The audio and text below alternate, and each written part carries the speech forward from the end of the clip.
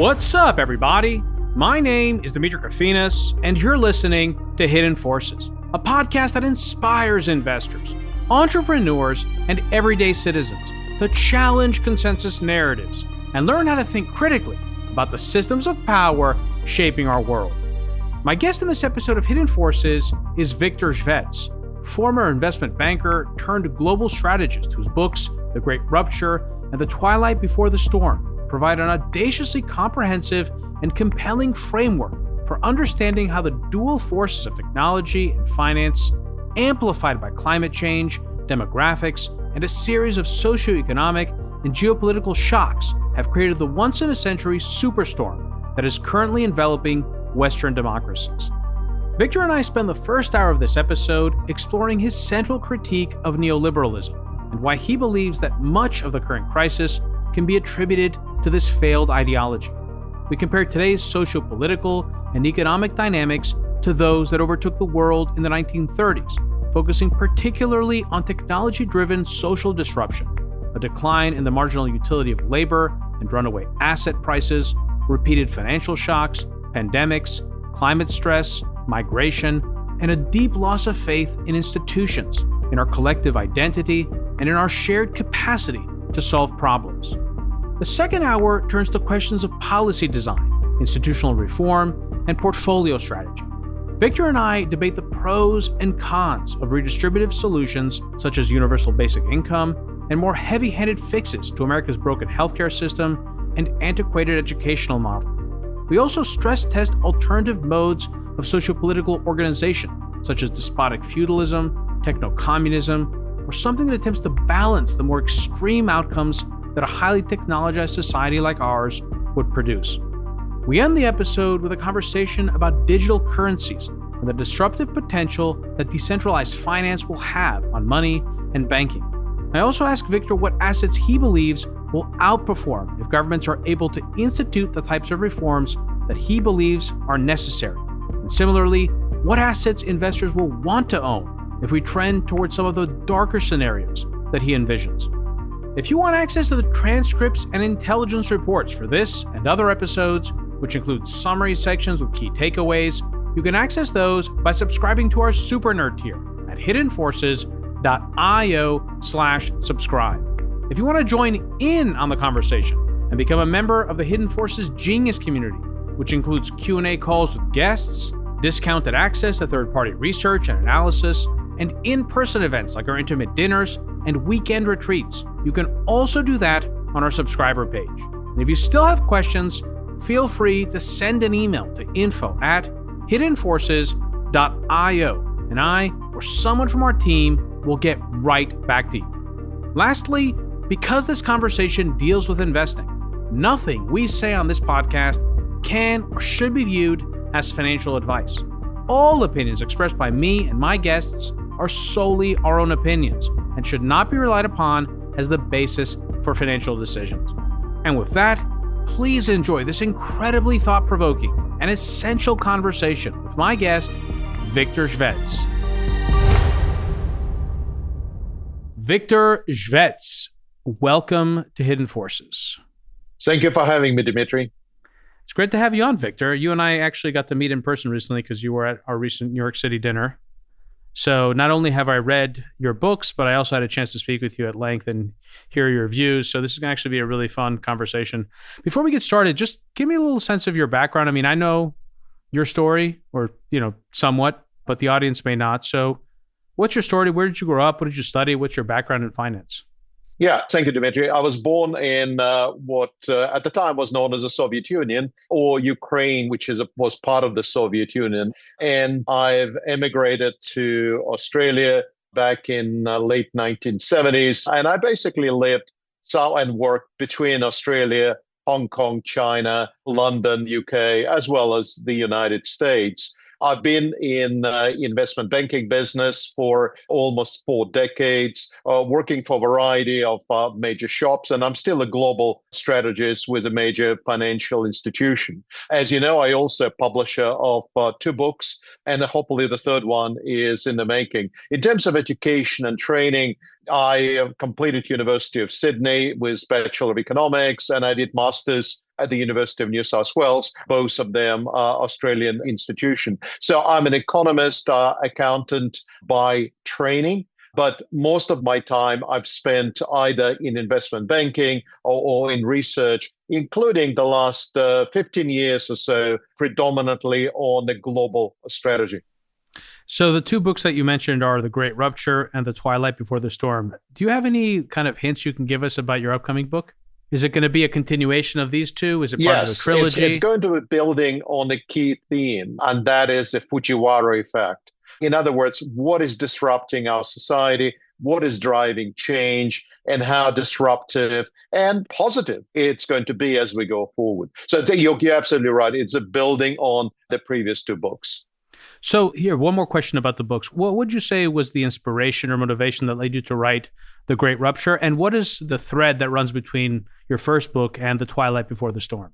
Yeah, if I think of what prompted me is around 2008 during financial crisis. And at the time, I happened to be an employee of Lehman Brothers. So it actually impacted me probably a little bit more than other investment bankers. I've come to a conclusion that our world, as we knew it, in 1980s and 1990s and early 2000s have ended, and it's never going to come back. So inspiration was to explore the issues. In other words, why certain countries succeed and fail, why certain societies succeed and fail, why do we have periods where there is a very significant social, political, economic, and market disruption. And as I said, my conclusion was that we're living in one of those periods, not dissimilar to 1930s. You can argue in some ways you can go to 1870s, 1880s as well. So in other words, the periods of a very dramatic change that alters every element. So that was the reason. It was really the shock of a global financial crisis, which prompted me to reassess not only my investment strategies and what I do, but also the broader picture of societies, politics, history. So I would actually characterize you or put you in the same bucket as people like Neil Howe, Peter Turchin, even George Friedman, who wrote a book similarly titled The Storm Before the Calm.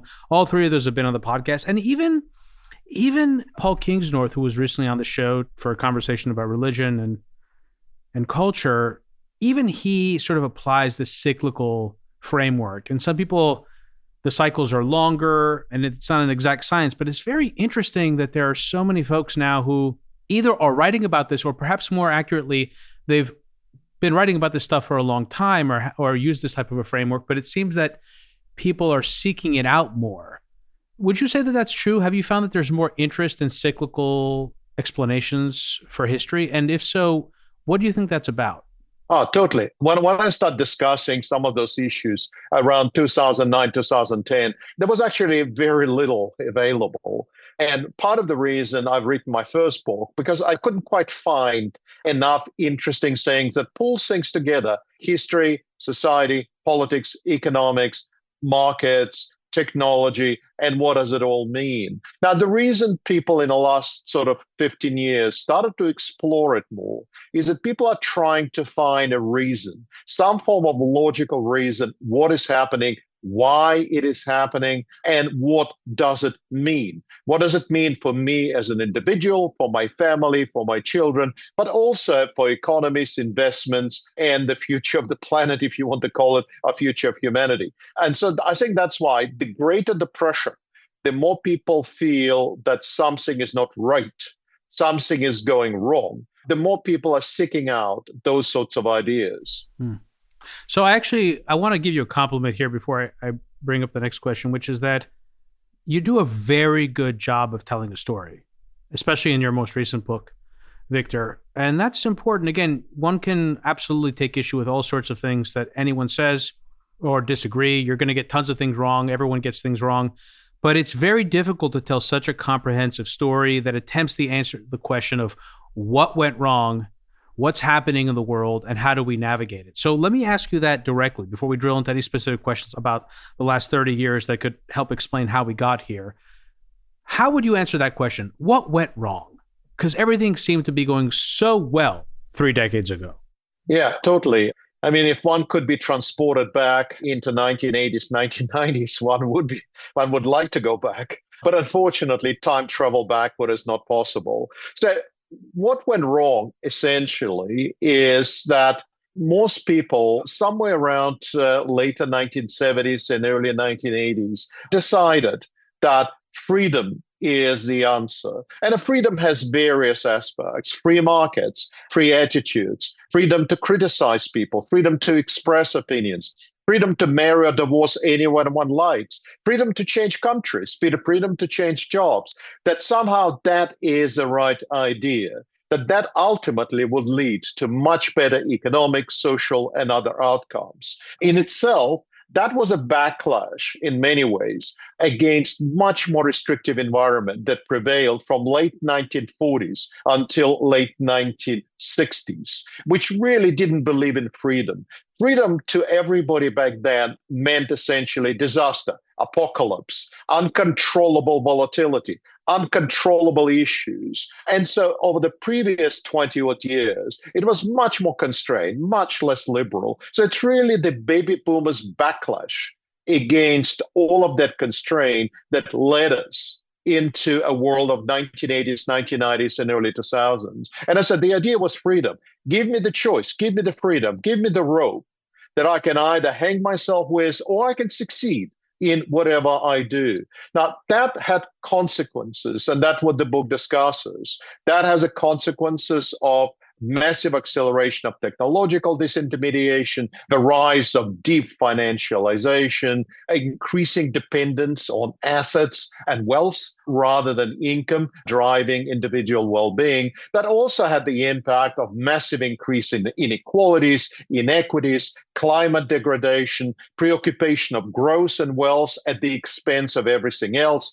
And the way I look at it, the price or the cost of that, or the check, arrived around the global financial crisis. We can debate whether it predates a little bit the GFC or immediately afterwards, but around 2010, the check has arrived.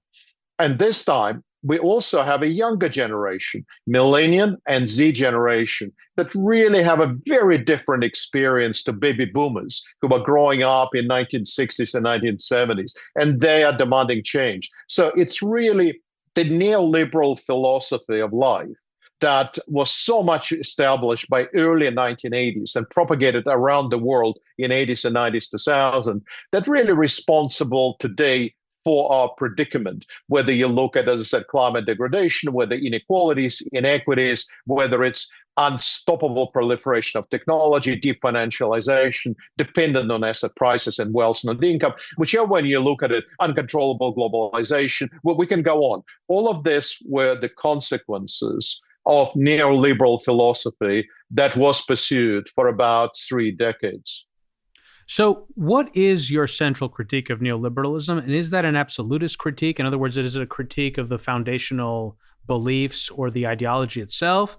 Or is it one that is more about the lengths to which governments went in implementing neoliberal reforms?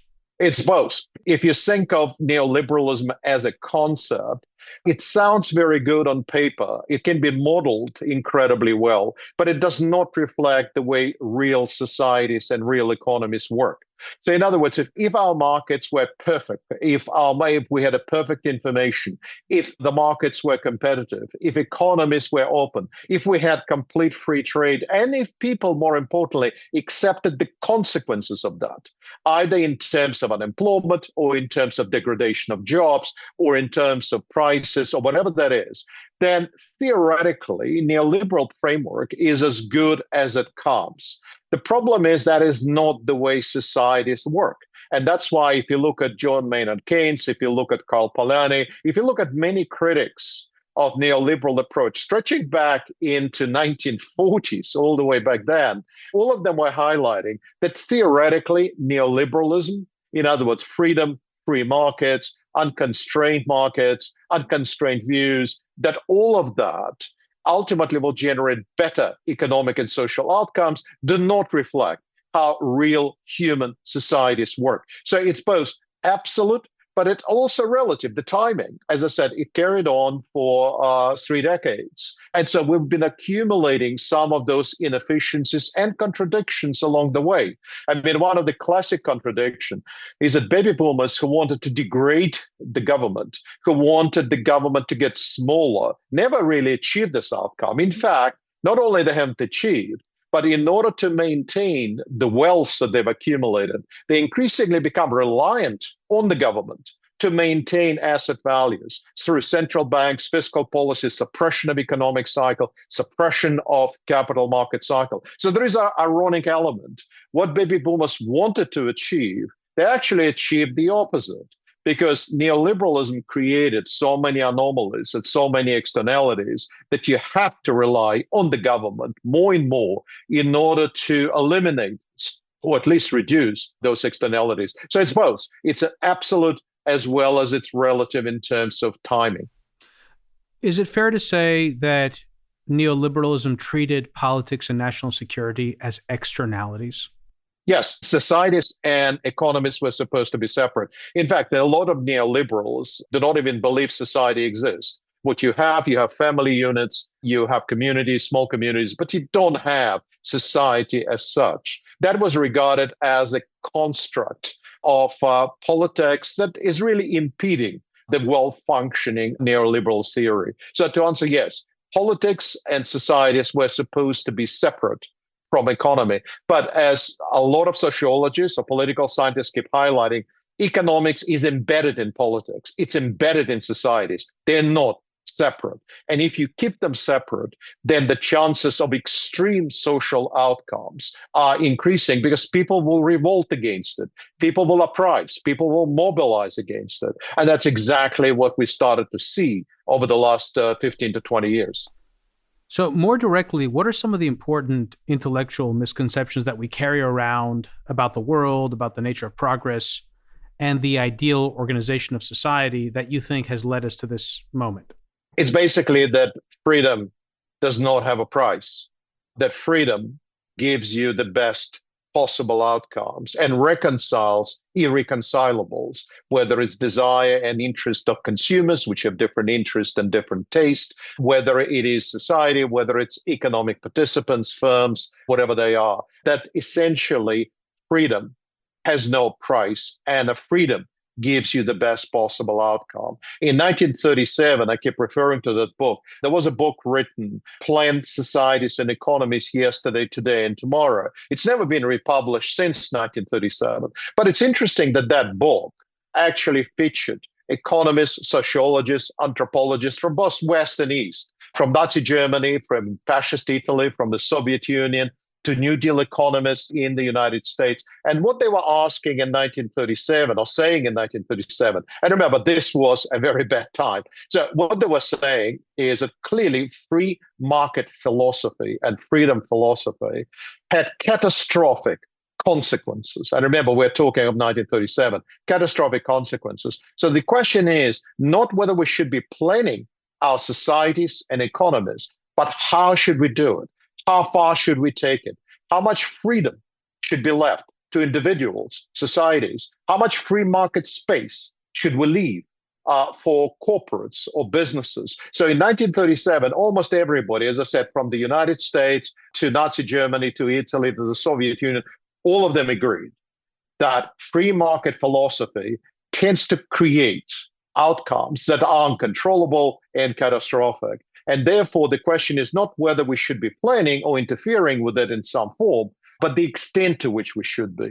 So, for example, communists took it the extreme way, and that is to say, we're going to abolish all the property rights, we're going to abolish the politics, we're going to put technocratic elites running, and we promise you we will give you the best outcomes and the fairest outcomes. You know, the fascists, whether it's Nazi Germany, Spain, or Italy, or Japan, we're saying, no, well, maybe we don't need to go that far. Private property will be there, but we will eliminate into, the democratic politics. We will put experienced people and good people to run the economy, but you as a proprietor of a business only function on behalf of the government. You only a steward of national assets. And then, of course, if you think of New Deal economists, they were saying, well, maybe we just need some social welfare. Maybe we need Security and Exchange Commission that actually will manage the market rather than eliminating such a considerable degree of rights. And so back in 97, the choice was not between freedom and slavery. The choice was how much freedom needs to be sacrificed in order to stabilize economies and societies and defang the extremes. So people back then agreed to it. And my view, and that's what I express in my second book, that this is exactly the choices we're facing. And for the first time since late 1970s, people no longer agree what is the right social model, what is the right political model, what is the right economic and business model. And if people don't agree, politics, by definition, cannot agree. It cannot be consensual. And so we need to find this new equilibrium. It takes sometimes 10 to 20 years to actually get to the point, but ultimately we will. And so what my book suggested, that equilibrium will have a greater role that the government is going to play. So I want to stop here. This is going to be the first stop on many stops on this train. Let's dig into this concept of freedom, because I think I agree with you generally with how you apply it. But freedom has never been absolute. And America as a society, if we define freedom as the absence of government constraint in those terms, has become progressively less free. By other measures, the society in certain instances has been more free. So my question is, how do we think about freedom? And also, in many ways, America has become an overly bureaucratized society. So in certain areas, we have much less freedom today than we had, let's say, 30 years ago. So how exactly is freedom the problem? Can you be more specific? Yeah, well, if you think of, say, economics, one of the things clearly, as we saw in 1980s, 1990s, and 2000, is that the government started to play increasingly less robust role in supervising monopolies or trusts, or making sure that the regulations are reflecting changing technology, a changing landscape.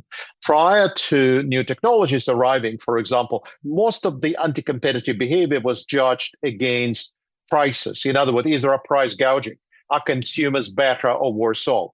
We never adapted to the new environment, whereby it's not necessarily price gouging. In fact, prices fall. It's not even about quality of products. Quality actually increases. About the usage of consumers as a data source, as a usage. Brilliant, Victor. So in other words, that was one area where what we saw in 50s and 60s and 70s is that the government was very aggressively trying to control behavior. In other words, are you a monopolist? Are you not monopolist? Do you have a monopolistic power? Are you doing something wrong? Through the subsequent 3 years, 3 decades, all of that atrophied. It picked up a little bit through the Biden years, but then now it's coming off again. And so one area you can see is this. The other area of freedom you can see is everything to do with management teams, share buybacks. Again, if you go back to 50s, 60s, and 70s, what was the objective of a corporation in the United States? If you think of the US Roundtable, which is the largest lobbying group of corporates, what they were saying is that the objective of the company is to produce good quality products, satisfy the customers, and sort of enable the economy and society of our countries to develop. If you think of it by late 80s, early 90s, profit maximization, which is Milton Friedman's idea that the whole purpose of a corporation is to generate returns to shareholders, that profit maximization become the only criteria that corporates have. At the same time, this idea of neoliberalism, that free market gives you the best outcomes and creates the best reconciliation, because private sector has signals, price signals. Public sector does not have price signals in order to make judgment, and therefore, by definition, private sectors are better at doing it. That's the idea of freedom, that you should allow managements to make those decisions, to become very prevalent. So what you saw is that CEO compensations, which used to be 40, 50 times average earnings, grew to 300 times average earnings. The idea of share buybacks, which is effectively self-liquidation of the companies in order to increase the share price, again, become much more prevalent. For example, today we're doing $1 trillion of share buybacks every year. It's almost, well, not quite, but it's about half of what, capital expenditures are being done on the US-wide basis. cases. So you do have those things that if you're saying that the private sector knows the best, if you think public sector is inefficient, incompetent, and quite often unjust, you remove some of those elements, such as regulating companies, regulating financial institutions, such as allowing companies to pursue whatever objectives companies want to pursue. Now, you have to be careful, however, because what we saw, certainly starting from late 1960s, but certainly through 1970s, that the government can become overbearing.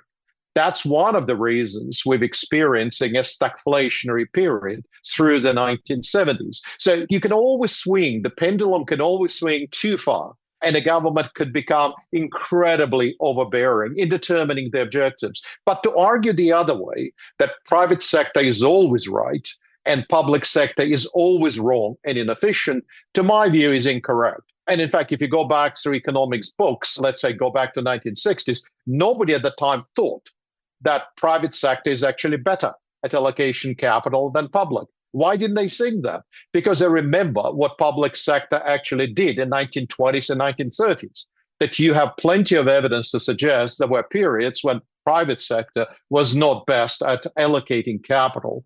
The same applies to your personal life. What do? Social and welfare system. If you believe that personal responsibility, free markets, is the essence of neoliberalism, that personal responsibility implies that we should reduce social and welfare payments. We should give individuals as much freedom as they want to have in healthcare rather than mandating certain healthcare schemes, for example. So it has social, it has managerial, it has market, it has economic implications. And as I said in a book, it's not that neoliberal theory is wrong.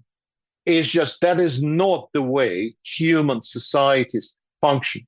If you allow a long enough time, and if you get the government out of the way, it is quite conceivable that neoliberal theories would actually end up with a much better world. But we don't live in a long term. We can't sustain pain that is needed for restructuring, things like sudden collapses of wages, disappearance of jobs, deindustrialization, rising inequality, which always rise when you go through those periods, rising inequities, collapsing upward social mobility. All of that over time, I think neoliberalism would have corrected. But as I said, it's just not acceptable within political and social terms in which humans reside.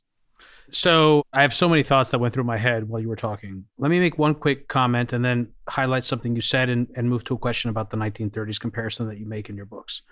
So first of all, while you were talking, I was thinking about how there may also be a kind of cyclicality to how human beings attempt to operate in the world, which is to say, we develop frameworks and schemas and maps that work really well, but then they degrade over time. Their usefulness degrades over time. And as we continue to apply them, we increasingly apply them with futility, leading to revolutions and other sort of rejections.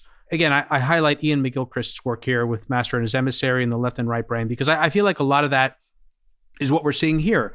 The neoliberal framework worked much better in the 1980s and 90s than it does today. And so we continue to use it until, we get hit over the face with it. I love what you said about the inapplicability of antitrust law, not the inapplicability of antitrust law, but the universality with which we apply progressive era reforms around antitrust and monopoly and price gouging to the problems we have today, which are fundamentally different, certainly from a consumer perspective. And that's something that I think is not sufficiently understood, and it's something that you talk about, and I love that, Viktor. So let me just ask you this. In your book, you draw what is honestly a very unsettling comparison between the 1930s and today. Beyond surface level similarities, what are the fundamental structural similarities in economics, politics, and social cohesion that you make between that period and today that you think are so apt? Yeah, absolutely. Because if you remember, after global financial crisis, and certainly after COVID, people start comparing things to 1970s. To me, that was the wrong comparison. 1930s, I think, is much more applicable. Why is that? Well, whenever we have a severe disruption, certain elements are present. First of all, you can always see significant rise of some form of technological disintermediation. So in other words, technology starts marching on, changing somewhat functioning of labor and capital. Secondly, what you see is severe financial crises of some form and a high degree of financialization. The third thing you frequently see is impact of climate or some form of climate change and how it bears down on the country. You frequently see pandemics or certain healthcare risks. And so if you think of all of those elements, all of them come together in 1930s as well as today. So if you think of 1930s, this was the era of Gilded Age inequalities. Certainly 20s and 30s had the highest inequalities, while only early 1900s had higher than that. Today, we have extremely high levels of inequalities and equities. Remember, 1970s was a period of the most egalitarian income and wealth distribution almost in human history. So it was the opposite of that.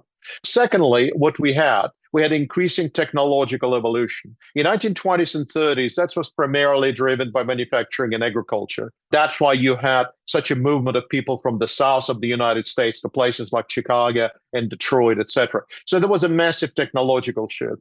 Today, we have even bigger technological shift because, as McKinsey keeps highlighting, information age has 3,000 times the impact of industrial revolutions. The third thing we had in common is it was a period of climate change. In various parts of the world, climate was changing. So in the US, for example, we had a dust bowl through the 1930s. Today, we have a significant climate changes. It was a period of pandemics. If you go back to 1919, 1920, 21 was the Spanish flu. We had our pandemic as well as we progressed. It was a time when people lost confidence in a system. In other words, the system no longer works for me. It doesn't work for my children. It doesn't work for my community. That's why alternatives were proliferating. There was a communism and fascism and constrained democracy and totalitarianism. In 1970s, everybody agreed. Communism was already fading away anyway by that stage. Everybody was trying to fine-tune existing system. There was no alternatives that really were proliferating. As I said early on, financial crises were present. In 1970s, that was not the case. So when I look at it, I basically say I understand because of all of these factors, because of technology, finance, crises, climate, pandemics, why people lost confidence. And today, I can see exactly the same process playing through, except to argue that the disruption is even greater, I believe, than it was in the 1930s. A lot of people say that, the global financial crisis is nothing like what happened with the depression of 1930s. And I agree. But what's happening to us? We have a sequence of crises, one after another after another. Usually we will have maybe one dislocating event every 5, 6, 7 years. Today, we're getting them almost on an annual basis, so to speak. And so the sequence, yes, individual elements are not as extreme what they were back in the 1930s, but cumulatively, they're actually having exactly the same effect. And so the question is, what wrong decisions people made in 1930s that led you to the world on fire of 1940s? And what decisions are we making today? Are they right decisions? What policies will be right? What policies will be wrong? To me, that's the key, because that will determine how we progress beyond this period. What explains the frequency of crises in your view? And by the way, is this also the most significant difference between the 30s and today? The frequency of crises, in your opinion? Yeah, well, the thing is, in 1930s, you also had a lot of crises. But the point is, there was one very large crisis, which was the Great Depression, which started in 1929-30, continued to 32-33, but then it irregularly reappeared again. When people say it's not as bad today, that is true, because we've never experienced something equivalent to the Great Depression of 1930s. But the reason we didn't experience it, because of the government, because what the government did. When people say, including Scott Bessent, that Federal Reserve departed from their mandate, what did you want Federal Reserve to do? Whether it was 2008, 2009, whether it was during the COVID, would you have preferred a 30% unemployment? Would you have preferred that the real estate prices will return back to the level of 1990s? Would you have preferred if 401ks and pension plans suddenly had no money to pay the pensioners? It's actually interesting, Victor, because in some sense, what the Federal Reserve did was it picked up the baton that the government left on the floor. The federal government did much more in the 1930s than the Federal Reserve did. And in turn, central banks picked up that baton in the post-2008 period because governments were so dysfunctional. That is true. But also in 1930s, the original liberalism, in other words, the liberalism of the earlier part of the 20th century, late 19th century, the original liberalism basically dictated that the system has to rebalance itself, that interfering with the system, it will be counterproductive. Now, it is true that prior to Franklin Delano Roosevelt, certain policies were already put in place in order to ameliorate some of the negatives, but they were very tentative because, as I said, the system didn't believe in government interference. You're talking about during the Hoover administration. Hoover did begin to implement some reforms, right? And then if you think of FDR is the first one to really pick it up and say, you know what, we're going to try everything possible as a government. So the first difference between 1930s and now, we've avoided depression because Federal Reserve stepped in as quickly as it did in 2008, 2009, 2010.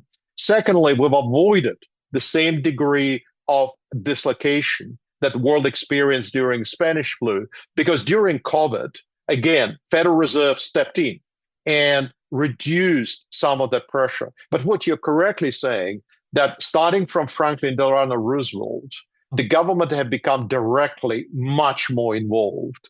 And it could be open for debate. If the Second World War did not happen, what would have occurred? Would the policies that Franklin Delano Roosevelt have put through in between 1933 and sort of 1937, 38, would that policy would have ensured a much more stable and recovery, or would it have fallen apart in some form? Now, we don't know the answer. I personally think that those policies were correct for the time, that pursued the right objectives. Even if there was no World War II, I think those policies would have succeeded. But for us, Federal Reserve prevented us from having the same or plunging to the same depths of despair what actually people saw in 1930s. But because we've avoided it, we also avoided recoveries.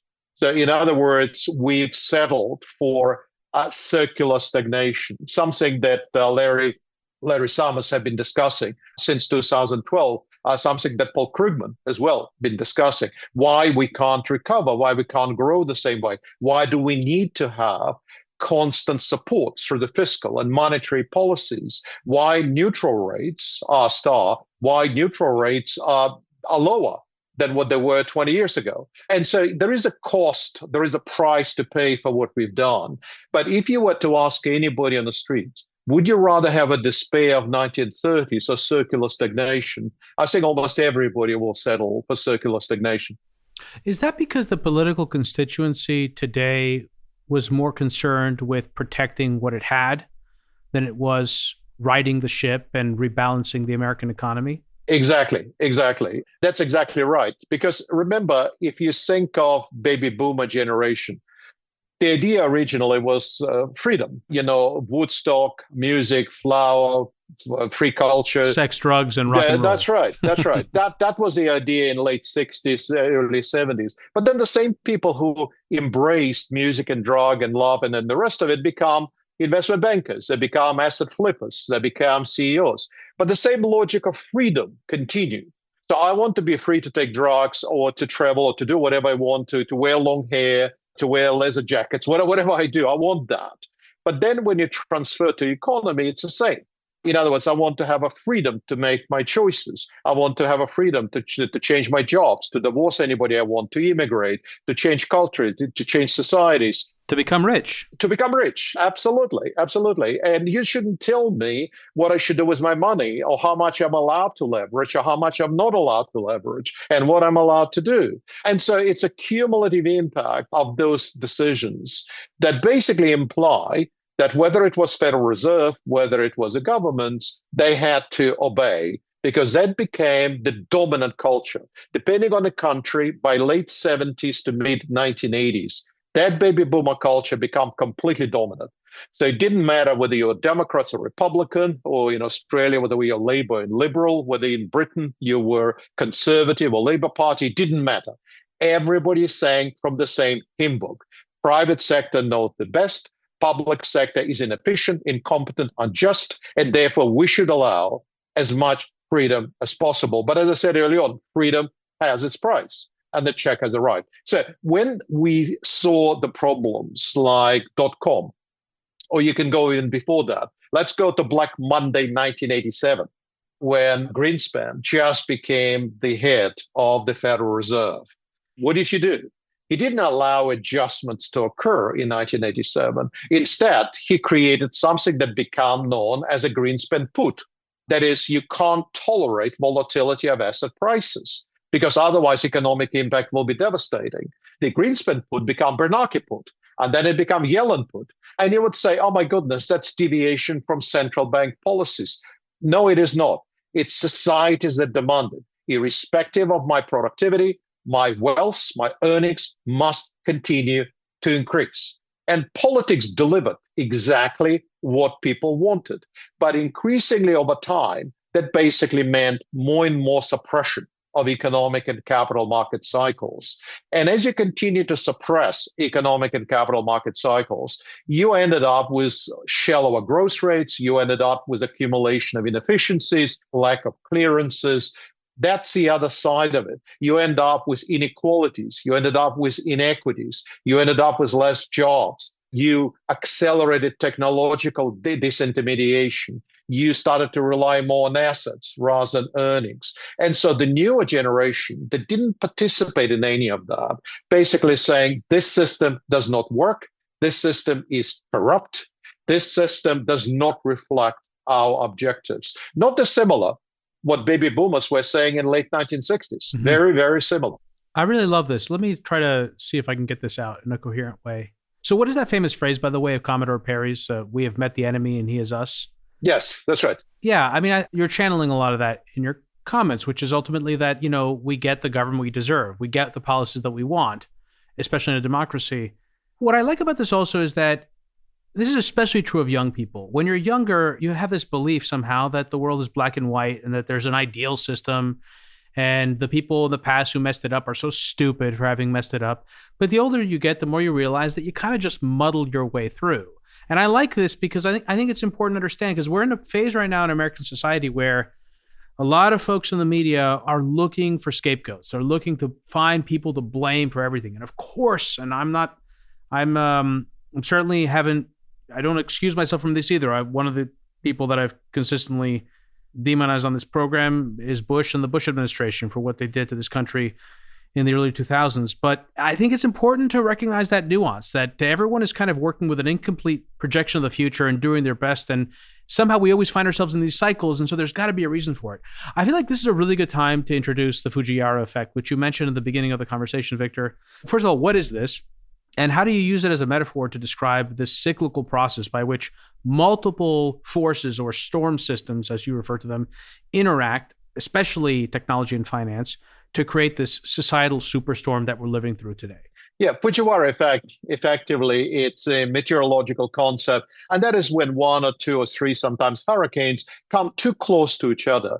And as they come too close to each other, sometimes they merge. And when they merge, they either change direction or they significantly strengthen. They're going to have a much larger impact than individual hurricanes could have had. And to me, the most disruptive periods in our history, certainly in our modern history, but it can actually go beyond that. You can go to Roman Republic, you can go to mercantile capitalism, you can go to 17th century. You can actually find all across human history that there are times when several of those hurricanes come together and reinforce each other. The way I basically describe it, information age, we can date it pretty precisely. It started in early 1970s, but it really didn't become disruptive until late 1990s. And the disruption increased as we progressed through the first, second, third stage of information revolution. At the same time, financialization started. It started with Paul Walker in 1979, 80, 81, 82. And that is when Paul Walker decided, I mean, he's best known for crushing inflation, of course, but his much greater legacy, in my view, longer term, relates to him deregulating the capital markets. And as you deregulated the capital market, you started something new, financialization. If you go back to 50s, 60s, 70s, even 80s, there used to be one piece of financial paper for every underlying asset. By the time we get to Greenspan, it was 2-1. By the time we went to Bernanke, it was 3-1. By the time we get to Yellen, it was 4 or 5-1. Today, it's anywhere from 6 to 10-1. So in other words, the cloud of finance is at least 5 times, possibly up to 10 times larger now than the underlying economy. Now, the two processes, information age and financialization, initially started separate. But the way I describe it is like two children growing up, and then one day they've met and they got married. And now they're supercharging each other. They now have many children that they have produced together.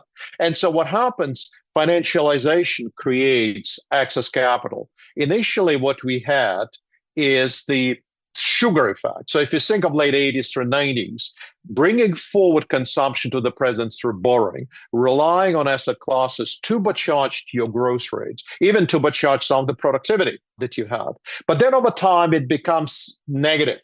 It becomes toxic as you go forward. Why is that? Well, it does a couple of things. Number one, the closer you're to the fountain of money, the closer you're to the fountain of assets, the vaster, richer you become. Your ability to generate wealth accelerates. The more you're conventional individual relying on wages and household chattels, the poorer you have become. And so one of the things it does, it massively accelerates inequalities and inequities. The other thing it does, it starts generating disinflationary pressures, not inflationary. People tend to think the more money you generate, the more inflation you get. That is only true if this money gets to the ground where real people are. If it stays in a cloud of finance, it's actually disinflationary rather than inflationary. And the other thing it does, it turbocharges technology. So technology by itself is really a human spirit. Humans have always been technologically curious, going back to days when we were in Africa. So it's not anything new. But how quickly technology progresses depends on availability and the cost of capital. So one of the things financialization has done is massively increase availability and depress the cost of capital. So what you find by late 1990s, you can try almost any idea very, very quickly and you get funded. And then as we progress into 2000, that's got even worse. Now, the result is a turbocharged information age. The way I look at it, it's like bonfire of the vanities. It's like pouring kerosene on a bonfire. It's just money, and that availability of abundant capital accelerates information age. Now, what does it mean for societies? Well, it means that we're starting to change functioning of capital and labor much faster than societies are capable of adjusting to within that time frame. That is, what is the role of tangible capital? What is the role of intangible capital? How to relate? What is the role of labor?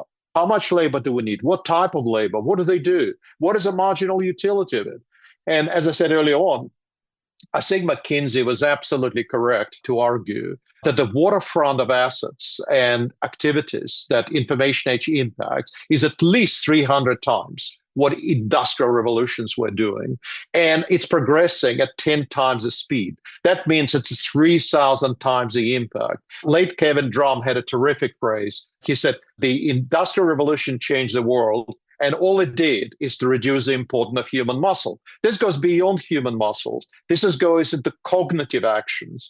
Singularity, where we really won't be able to tell the difference between human and non-human contribution, is probably within the next 15 to 20 years. But as we progress towards it, marginal utility of labor declines. And the more marginal utility of labor declines, the more when you sit in the chair, the more you feel less useful.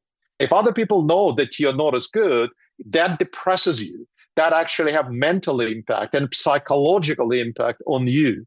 And so you have those two forces reinforcing each other, that financialization turbocharges information age and information age turbocharges financialization, and on and on.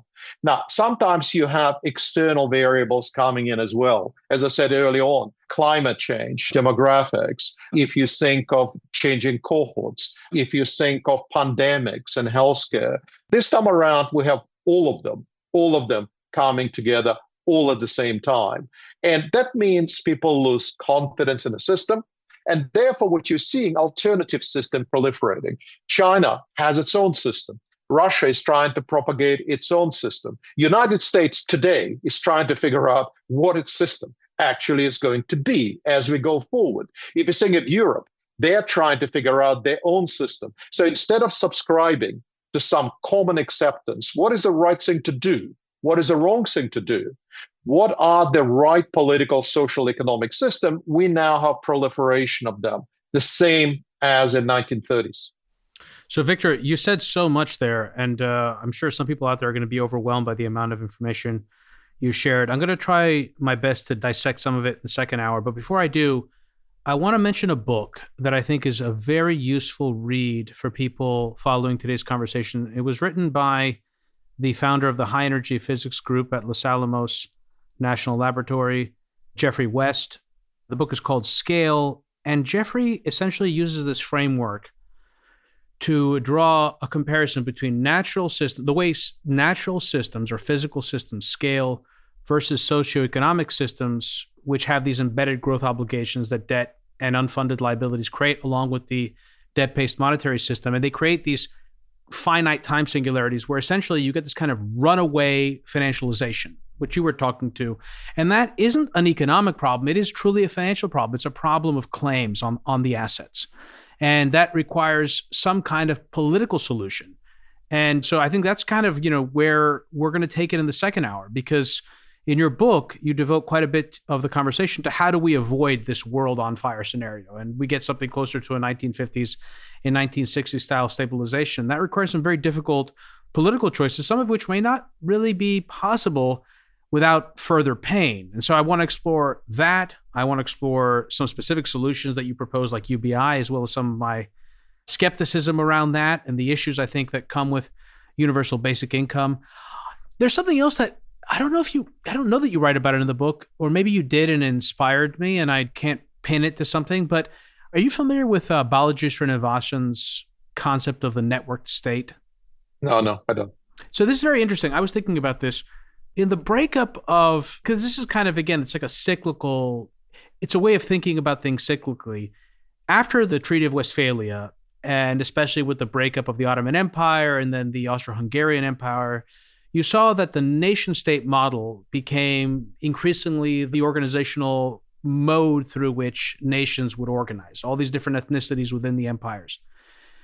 And it seems now that folks like Balaji, who's kind of the figurehead for this movement, and I have some issues with his ideas. I don't know that they're entirely intellectually coherent. I've told him this much. He's also been on the podcast. I don't know if he'll come back on because I've been rather critical. But it seems that there's an attempt by some, especially sort of these techno elites and quote techno billionaires, whatever, to push a new mode of international organization. Actually, international isn't quite right because it's built on the previous framework, right? It's essentially saying that the world now is a network, the internet network that is grafted on top of the physical world, and that the nodes within this network are becoming more powerful than the nation states themselves, and that the future organizational model of the world is going to be this, quote, networked state as opposed to the nation state. Since you're not familiar for this, I don't know that we'll necessarily get into it. I would disagree with that. Okay, well, we'll hold that for the second hour. I do want to ask you about that, as well as some questions about the new ideological battle, because in the 19th century and the 20th century, it really became about two alternative models of organization, competitors to Western democratic capitalism, which were fascism and communism. Is there something equivalent today? Is the Chinese state capitalist model an example of that? And also, I want to dig more into AI disruption and decentralized finance, including stablecoins and CBDCs, which is something that you've written quite a bit about. For anyone who is new to the program, Hidden Forces is listener supported. We don't accept advertisers or commercial sponsors. The entire show is funded from top to bottom by listeners like you. If you want to access the second hour of today's conversation with Viktor, head over to hiddenforces.io/subscribe and sign up to one of our 3 content tiers. All subscribers get access to our premium feed, which you can use to listen to the rest of today's conversation on your mobile device using your favorite podcast app, just like you're listening to this episode right now. Viktor, stick around. We're going to move the second hour of our conversation onto the premium feed. If you want to listen in on the rest of today's conversation, head over to hiddenforces.io/subscribe and join our premium feed. If If you want to join in on the conversation and become a member of the Hidden Forces Genius community, you can also do that through our subscriber page. Today's episode was produced by me and edited by Stylianos Nicolaou. For more episodes, you can check out our website at hiddenforces.io. You can follow me on Twitter at Kofinas, and you can email me at info@hiddenforces.io. As always, thanks for listening. We'll see you next time.